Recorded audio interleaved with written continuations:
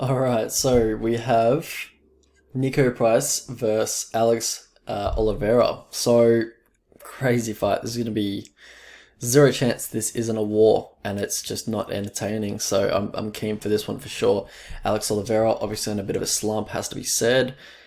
Like, I think his only clear win in his last seven fights has been Peter Sabota. So, that's not a very good win, really. Max Griffin, that was a very close fight. It was probably 50-50. I did feel like Oliveira did enough to win, but I can see people, picking or just saying Griffin won that fight. So he's obviously on a bit of a slump. Hasn't looked great in his last two fights as well, getting finished very quickly in his past two fights. Niko Price, he's like 3-4 in his last seven as well. And, the times he wins, it's a bit of a meme, but, that's why we tune in. So break down the striking of these two. So for Alex Oliveira, he's got that karate style. He has his hands low. He utilizes head movement to avoid strikes.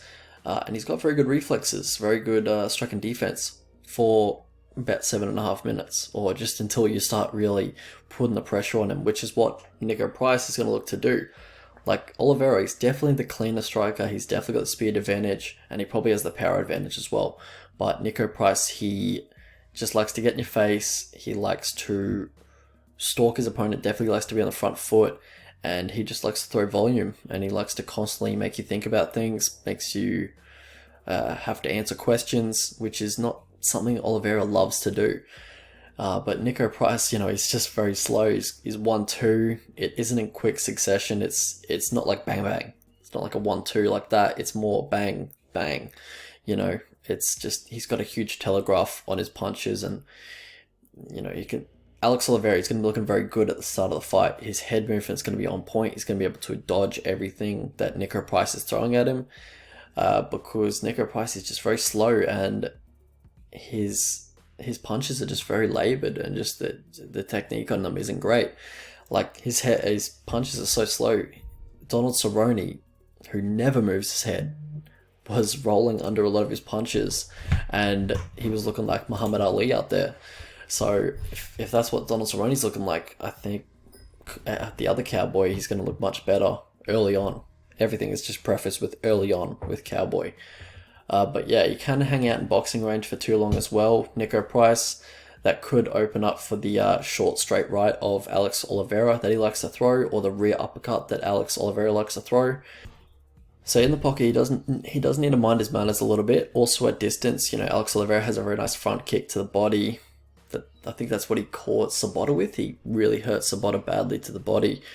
Also has nice low calf kicks, but lately he just hasn't been setting up his kicks. He's been throwing them in too close of a range, and that's what's been getting him caught lately. I think what's his name?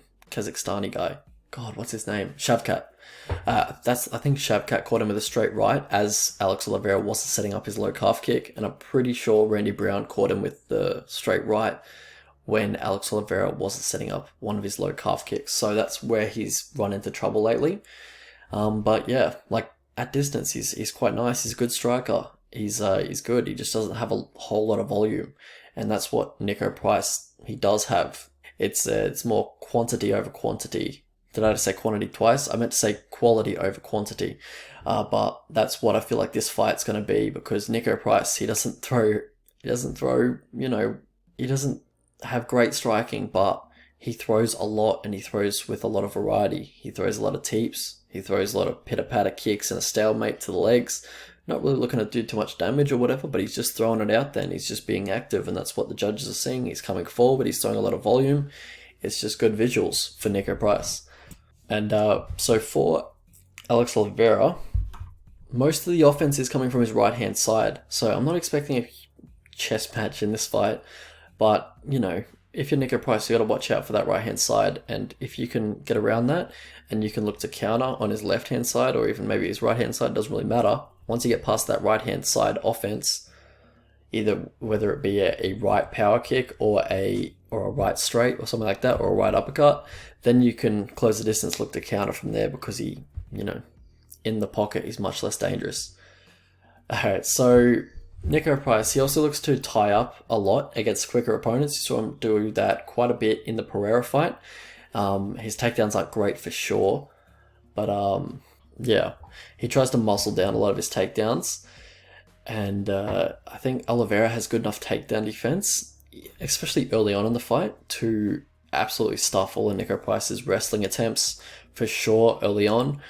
But yeah, like Alex Oliveira isn't great off his back, but he's definitely better off his back than Niko Price. Niko Price is just fish out of water off his back. BJJ wise, he doesn't know what he's doing, like straight up. Yeah, so how these guys win fights. So for Niko Price, he's got raw athleticism, which helps with defending takedowns and power to finish fights. I think that helps him out a lot, honestly, with the type of fighting style that he has. And I would say that for both. Both have very good athleticism. But also Niko Price has good volume. He does gas out, but he fights through fatigue much better than Cowboy. And, Cowboy, he does have pretty shoddy cardio, but we'll get into that in a sec. For Cowboy, he has very sharp counters, very good takedown defense, but in parentheses, for 1 round. The guy's a very good fighter for 1 round, and then, he kind of regresses after that. How these guys lose fights. So for Alex Oliveira, we mentioned it before, poor cardio, poor pacing. He just goes super hard out in round 1, and then he will gas pretty quickly and just, kind of wilt a little bit as the fight goes on. But he's also just low volume in general. He also gasses much quicker in grappling heavy fights. So if Niko wants to clinch up a lot, I feel like that's going to wear out the gas tank of Cowboy Oliveira. For Niko Price, how he loses, his striking defense is just not very good. Chin's in the air constantly. His hands low basically all times. And the grappling tendencies that we talked about before. So path to victory for these two. For Niko Price, pretty standard Niko Price game plan. Close distance, constant forward pressure, make it ugly, clinch up a whole lot, and keep the volume up, honestly. And for Cowboy Oliveira, utilize a lot of feints to keep him off you, just to keep that respect, keep that distance between you guys, and hopefully you can keep that distance the whole fight, and you can keep it at a distance that you like, and at a pace that you like, with the feints. Also low calf kicks, because he doesn't check them. Mix in takedowns as well if you're Alex Oliveira. Catch one of the teeps of Niko Price and try and take him down.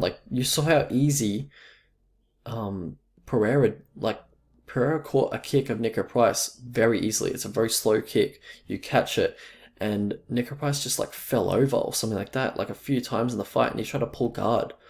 Why are you trying to pull guard, bro? You have 0 off your back. You don't have... I guess you can hit one of those, awkward elbow hammer fist variation type things like you did on Randy Brown, or you can land an up kick or something like that, but BJJ wise, he just has a very shit guard. No other way to say it. Very shit bottom game. And if you want to win the fight for Alex Oliveira, just take him down and you can just sit in his guard, honestly. He doesn't have much get-ups.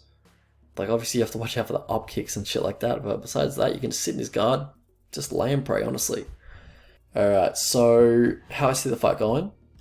Alright, so Oliveira, I feel like he should really go for takedowns here. Price, he's a legit white belt, BJJ-wise, off his back. He has no idea what he's doing on the mat. But knowing Cowboy, he's just going to get dragged into a war and fatigue himself pretty early on into the fight. The smaller octagon, it definitely does favor Price with the type of style that he likes to bring in the octagon and the type of style that Cowboy likes to bring, which is he needs space. But it's not that much of a benefit because Niko, he can't cut the cage off to save his life. I guess it's still a much smaller surface area, so it is going to help his pressure game, especially, but it could help him a lot more if he knew how to cut off the cage. Oliveira, I think he likely wins round 1, chops the legs, bangs in with a few straight rights, connects with a few uppercuts, lands a few teeps to the body, really hard ones, but I feel like he's going to have to expend a lot more energy than usual, than the pace that he likes to, fight at, to keep up with the pace that Niko likes to keep and the pressure that Niko is going to put on. So if Niko is always in his face, Oliveira is going to want to throw something to maybe even relieve that pressure for a little bit.